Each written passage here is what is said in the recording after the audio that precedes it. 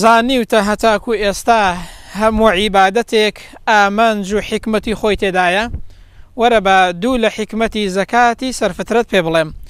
یەکەم لە حکمەتەکانی زەکاتی سەرفترە بریتیە لە پڕکردنەوەی ئەو کەم و کوڕیانەی کە لە ڕۆژانی مانگی ڕەمەزاندا هەمان بووە.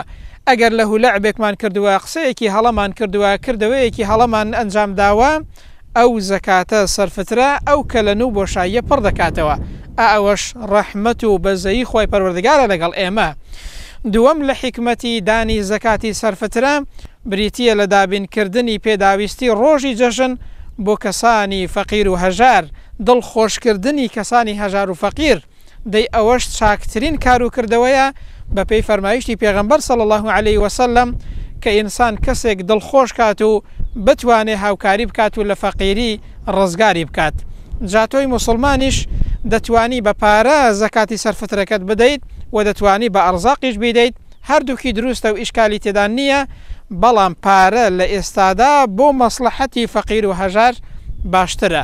خی پەروەردگار تاعەت و عیبادەتی هەموو لایەک قبوڵ کات و لە هەموو لایەک خۆش بێت.